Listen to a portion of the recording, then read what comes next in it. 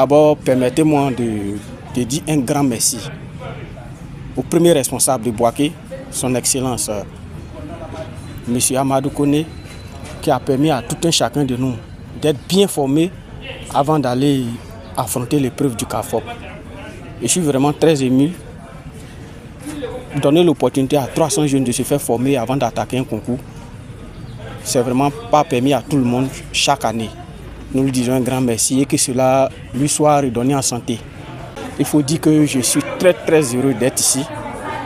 Les formateurs sont très bien formés, nous formons très bien. Nous faisons les cours au fur et à mesure. Chaque fois, il y a de quoi à se réjouir, puisque nous sommes bien formés. L'objectif déjà, c'est d'amener nos jeunes frères à se donner à fond quant au travail. Parce que vous savez, un concours, il se prépare à fond. Voilà. Par le passé, les gens se disaient que bon, pour avoir un concours, il faut forcément avoir des gens qui vont vous pousser, soit par affinité, soit peut-être avoir quelque chose dans la poche pour financer.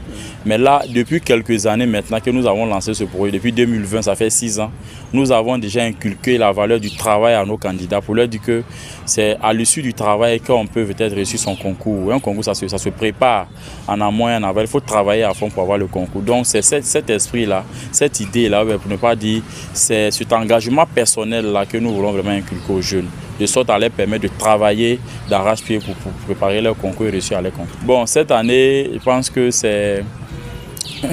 on va dire que c'est une année exceptionnelle parce que depuis 2020 qu'on a lancé le projet, chacun essaie de s'inscrire à sa façon. Le ministre a bien voulu nous accompagner à travers le financement, la subvention de 300 jeunes.